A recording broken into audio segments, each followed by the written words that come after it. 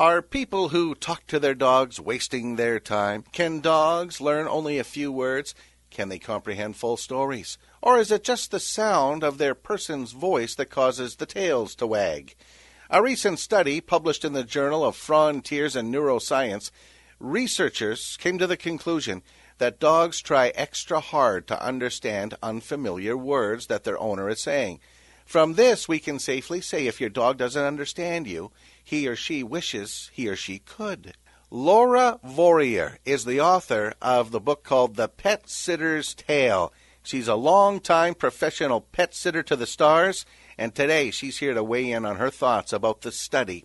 Having cared for countless dogs throughout her years in the business of pet sitting, Laura has chatted with every breed and mixture of breeds possible, and she's joining us on the Heartland at noon today. Thanks for doing this, Laura. We appreciate it.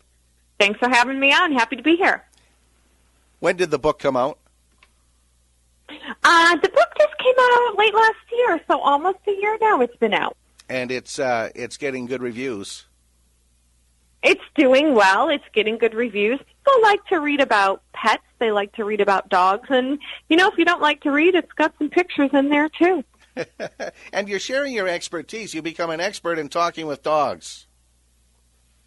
I have. Dogs communicate non-verbally, so it's not so much what we say, it's how we say it and our energy while we're doing it. And I've heard that before, and you can feel that with a dog. It just, they know when you're sad, they know when you're happy, they know when you're angry. They're smart. Oh, they're so smart, and they pick up on that energy. We're giving off energy all the time. It's a constant field that goes out and emanates from us, and our dogs really pick that up. And so if you're calm, your dog is going to be calm. If you're agitated or excited, your dog is going to be that. And so when you're walking your dog, especially, and they're on that leash or that lead, they pick up a direct line to your energy. So if you're tense, they're tense. You're anxious, they're anxious. It's really incredible. They do sense our feelings. When did you start really taking notice and researching, if I can use that word, communicating with dogs? Well, when I was a little girl and I first got a dog, I started to talk to her immediately. It just was my instinct because I was a little girl and I got a puppy. So I thought, well, this is just like, having another little sister or a little brother.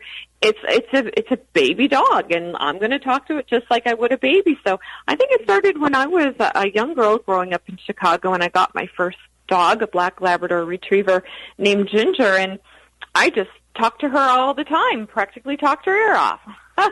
Black Labrador retrievers, some of the smartest dogs in the world, right? Oh, absolutely. I think so. Very smart breed. Absolutely. When did you start pet sitting? I've been doing this pet sitting for about 15 years now. Moved out to Los Angeles from Chicago in the early 2000s and kind of just fell into it, really started to like it and took it seriously as a career and a profession, started my own business, which I still have, and started hiring people, and I've never looked back. I love it. I love it. It's time well spent. I love the pets. I love the people that have them, and it's been, a worthwhile endeavor for me. Awesome. So I'm assuming you started as a pet sitter, taking 2 or 3 at a time, and now you've got like a pet hotel? Yes, exactly. I call it a pet bone and breakfast.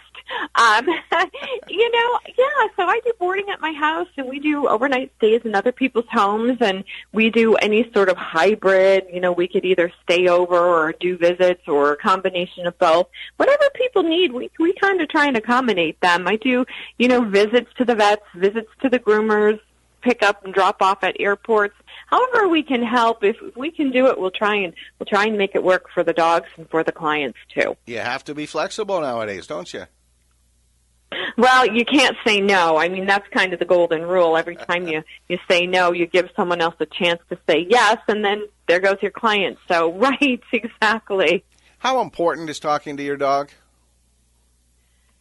For me, I think it's very important. I think it's comforting for dogs to hear our voices. And there are words that they do understand. They say the average dog has the vocabulary of a toddler, so that's a couple hundred words. I think it helps reinforce and build that bond. It's very comforting to them to hear us, especially, if they might be scared or anxious or shaking or going to the bed or, in an uncertain situation. I do think it is reassuring and comforting.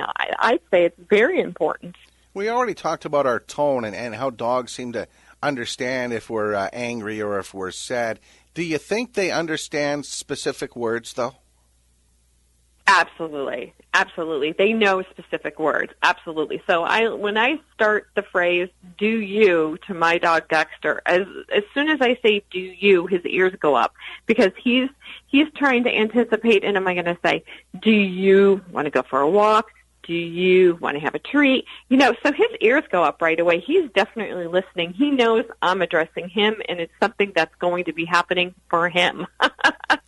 You concur, one of the black lab retriever, one of the smartest dogs. But in your years of experience as a pet sitter, have you noticed some breeds seem to understand words better than others? Not really. It's not specific to breeds. It's just specific to the individual pups. They tell me boxers are really smart. Now, the boxers that I've taken care of weren't particularly bright. They also say standard poodles are really smart. In my experience, standard poodles are brilliant. They really understand what's going on. It just depends on the specific dog and how much you interact with it from the time it's a puppy, how much you expose it to, how much socialization it gets. So many factors on if your dog is going to be able to pick up the communication and the verbal cues you give it. Laura Vorreyer is our guest on the Heartland at noon today. She's the author of the book, The Pet Sitter's Tale, drawing on her experience, years of experience as a pet sitter. When people hire a dog sitter, when they hire you, has anyone ever asked you to talk with their dog while they're gone? Yes, absolutely. So I actually had a client who asked me to sing to her dogs.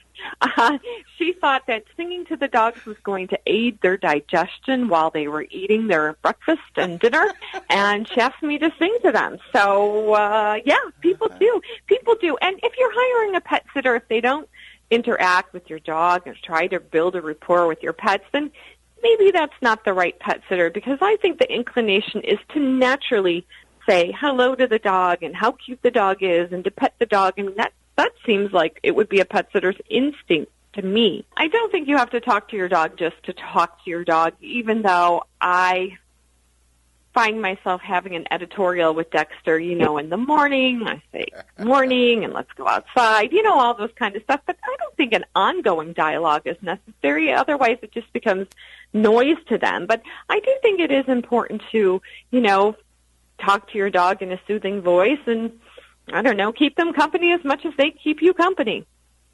You said people ask you to sing to their dogs. Do you follow up on that? I do, because it's such a litigious society and everyone has cameras in the home now. I do sing to them. Yeah, I do my best. What can I tell you? What's the weirdest or maybe craziest instruction you've ever received from maybe one of your celebrity clients? This is funny, because celebrity clients are just like us. They love their pets as much as we do, but they can spend a ton more money than we can, right? But I think the craziest thing is I had a client who was convinced that his dog would enjoy his food better if he thought it came right out of the oven. So I was to pretend that I was making the food on the stove and then putting it in the oven, and I was supposed to let the timer go off so the dog knew his dinner was ready and bring it out of the oven so that the dog would think it got warmed up in the oven like the owner's food did. Brilliant. Hey, I don't know if the dog went for it or not, but maybe. I know there's privacy issues, but can you drop some names? Can you tell us any of the celebrities you've looked after dogs for? Sure.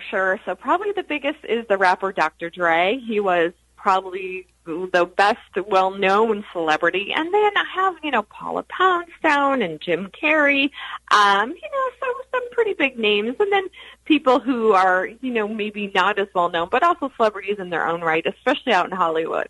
Awesome. Really cool. Laura Vorreyer, author of the book The Pet Sitter's Tale, on the Heartland at noon today. Hey, where do we find the book? The book's at Amazon, The Pet Sitter's Tale, TALE.com. Awesome. Anything else you'd like to add today? Yeah, follow me on Twitter. I love when people send me pictures of their pets, and that's The Pet Sitter's Tale on Twitter. And I love people who talk to me about their pets. It's the best part of my day. I love seeing those puppy and pet pictures, so send them my way.